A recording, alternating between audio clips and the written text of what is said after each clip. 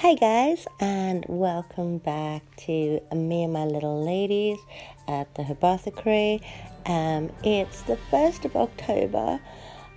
It's cold outside and we're all excited for Halloween, but we also have our twice a year cold. So please excuse the snivels. I will admit that this video is a little bit of a filler.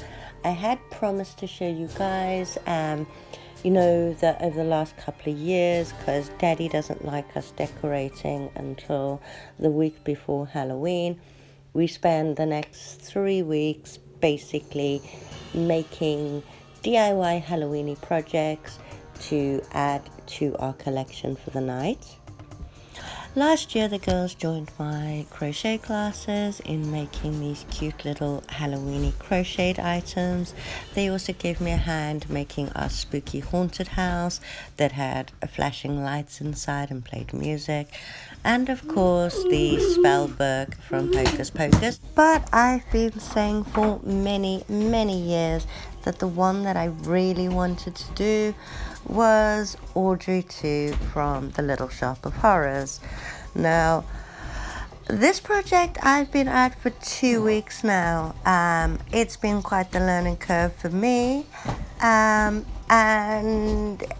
It's been my most challenging craft project as yet. As if I got this project right, I wanted him to last forever. I love The Little Shop of Horrors, where I'd normally work in paper mache. I decided that to make him a little more sturdy and permanent, that I would work in plaster of Paris this time.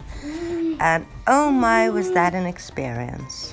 I am determined to finish Audrey 2 before Halloween, and I will do. That video is gonna be more about the hundreds of different mistakes that you can make when you have a great idea, or you think it's a great idea, and things don't really go to plan. But as I was at the end of my tether with Audrey for the minute, and I had a house full of sick people, I thought I'd distract myself with a really quick project that I could basically complete in one day to cheer myself up.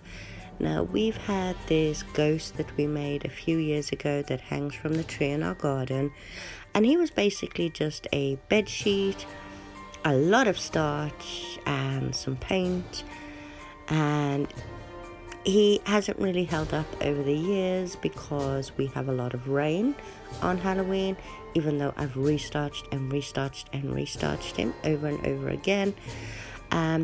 So this year I thought I would make a sturdier little buddy for him to hang from our tree, especially as I still had about half of that bag of plaster of Paris left, and I'd kind of learned my lessons so far. So I thought I would make our Mr. Boo a little buddy to go in the tree and get him done in one day. Now, my initial idea for Mr. Boo was that, because it's only a little tree, was that he would stand upright just under the tree and still light up under his buddy, the big ghosty. However, my daughters decided that he needed to hang in the tree as well. And to be fair, I also ran out of the gauze I was using. So to make Mr. Ghosty, it was really simple. It was just a balloon and 2 empty bottles. I think one's a milkshake bottle, one's a water bottle that my daughters had used, because I want him to be a little more lifelike than Mr. Boo in the tree that was just basically a, straight up ghost. So I wanted him to have arms. Now, one of the other mistakes that I made with the making of Audrey 2 is that despite the me using the gauze with the plaster Paris, it didn't seem to adhere to the balloon. Now, it says on my pack use 100% a plaster of Paris to 75% water, but I found that that dried so quickly, especially as I was using it like this. So I had to have a little play around with the mixture. I think it was probably 1-to-1 in the end, but I did keep topping it up a little bit more. So I started by just popping some plaster of Paris on the balloon before I dipped in all those sheets of gauze. Now you can use toilet paper or newspaper. I just found that the gauze was more sturdy for this and didn't fall apart in my hands, and plus I had it. So I just started with layering that over him just to give him a foundation to work on and for the rest of this gauze to stick with. And then because I wanted his arms to stay sturdy and stick out, I don't mind if the bottoms flap about a little bit. I just layered them over once that plaster of Paris had got a bit tacky so that it all stayed in place. Did the same at the other side and then just kept working around until I'd covered it. At this point I was putting them in diamond shapes though, so that the bottom wasn't flat and I didn't, or just a straight line, and I didn't have to cut it.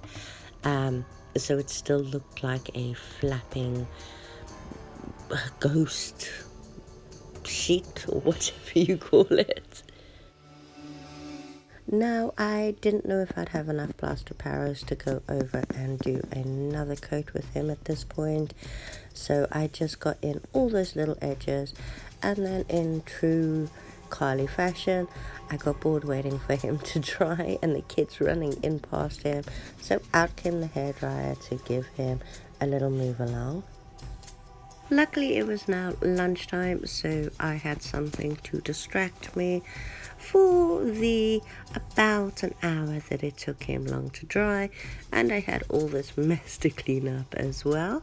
So kids all fed. It's about an hour later and he's quite sturdy.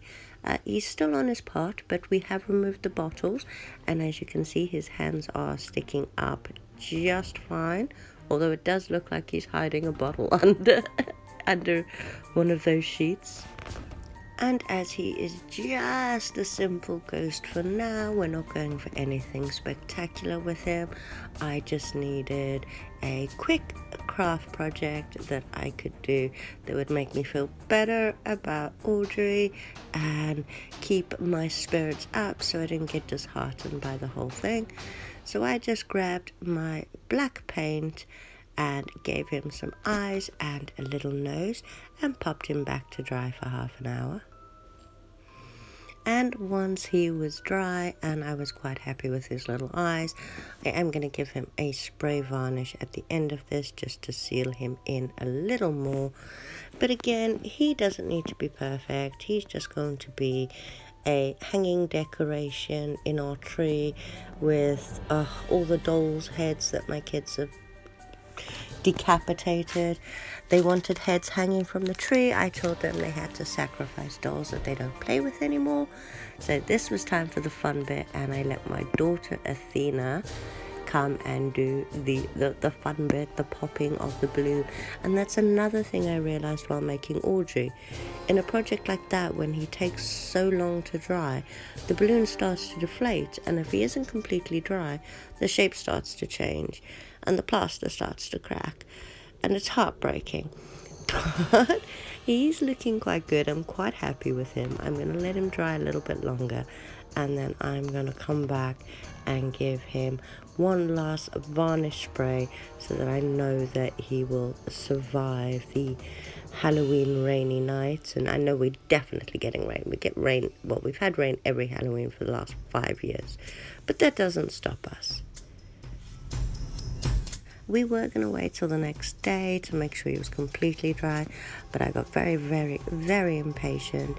So I just got my darning needle, because we do want lights to hang up inside of him, and the whole point of making him so strong and varnishing him is that we don't have to worry about the lights getting wet.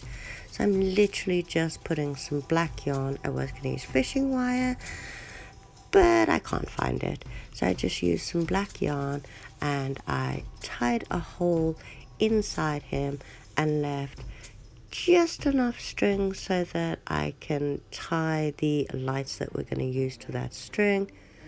and then we have something to hang him from so he can hang from our tree. As you can see, he's so sturdy, and even though the plaster of Paris dried my hands out and I ended up wasting so much of it because it dried quicker than I expected it to, he is still way sturdier than any of the paper mache projects we've made so far. So I took him out into well, it's just outside the conservatory actually, popped him in a box so the spray didn't go everywhere, and just gave him a quick coat of this quick seal varnish that we use on everything. I did feel bad for leaving him out overnight, although he was undercover, but he needed to dry properly. But the next day, here he is with the lights under him. He's on my bed at the moment, but he is so cute, and he's solid, and he's sealed, so I'm pretty sure he's going to survive this Halloween, and he's going to look so cute hanging from our tree. I know this wasn't one of my normal videos, and it wasn't a normal experience for me, if I'm honest. Many of you crafters know, once you set your mind to something, you normally find a way, and there's normally some kind of way to get around it. But this was one of the most well, not this, the ghost wasn't, but the Audrey too, one of the most frustrating craft projects I've ever embarked upon. And I thought that I should share some of the, if any of you are trying to use plaster of Paris or anything for the first time and embarking on this project, just how many ways it can go wrong. But keep an eye out for that video. It's quite amusing. I promise no naughty words, even though they were in my head. And yeah, I hope you guys liked the video, as silly as it was. Don't forget to like and subscribe, and I'll see you guys for a video soon, and hopefully we'll all be over our colds by then. Bye.